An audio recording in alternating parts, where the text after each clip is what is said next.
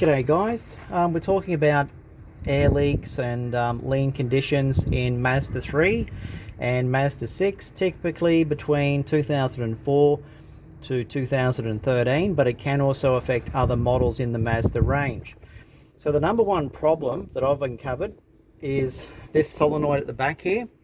This operates the tumbler solenoids in top of the intake manifold, and then there's also the broadband solenoid, which is inside that at the bottom of the manifold. So I've just painted a little white dot up here. I want you to focus on that one, and I want you to also focus on the one down here. There's one down here as well. When I go and start the car up, if these are functioning correctly on a cold startup, even a hot startup, they should both go down. Okay, so that one goes down and that one goes in. So you should see movement on both of them. Let's start the car up. Go.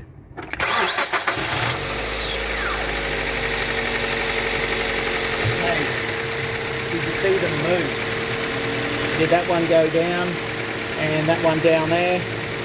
See, that one's gone now. You can't see it, it's been sucked in, so we'll actuate it. Yeah, when I feel for it, it's gone right down to the bottom, and that's the correct place for it to go to. When these fail, what happens is you have your tumblers not working and you get a lean condition. That's not the only lean condition.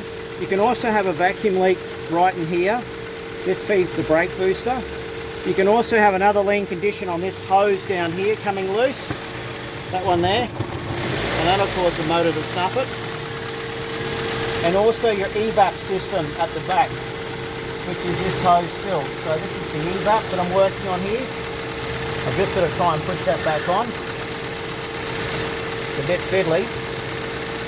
We're going to do a quick test using a bit of fluid.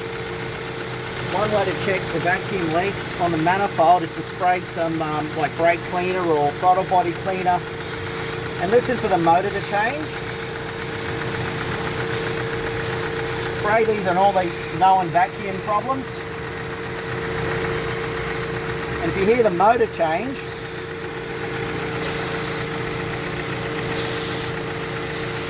so you could have a crack in a pipe. There's also one at the very back of the car, okay? It's underneath, and it's actually at the carbon canister. We've got a vacuum leak here at the moment. We'll just put that one back.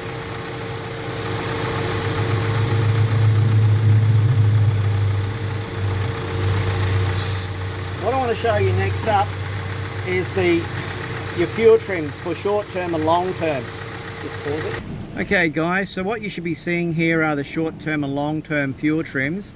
Typically they're under 10%, okay? When a car's running really good, it'll be around about 3 or 4%. Okay, you won't see anything on the negative. You add those together, you're about 11, which won't trip a fault code yet. We're going to have a quick look at some other things. Map sensor readings, okay, for a 2 litre. Typically you'd expect to see around about 2 grams. I'll give it a bit of a rev. You can see it goes back low. It's a little bit higher than what I'd like to see it. I'd like to see it around about 2.5, so the map sensor there could be a slight issue, slightly not calibrated correctly, but I'm not concerned about that at the moment. Let's have a look at some other readings. Short-term fuel, so it's actually pulling 10% out, which is a bit of an issue. It's gone over that 10% that we like to see as an absolute maximum. Typically I've seen these around about 3 or 4% when they're running really well. We'll just look at the O2 sensor. Any movement in there?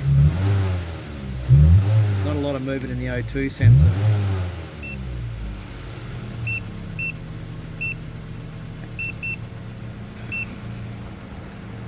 What we'll do now is go back and check to see if those solenoids are still in the activated position. So we'll head around the front of the car.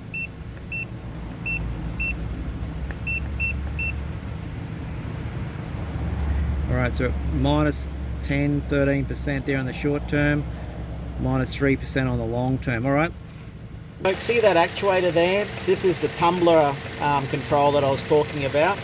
That's what's causing the lean condition, okay? That actuator is actually supposed to be in the down position.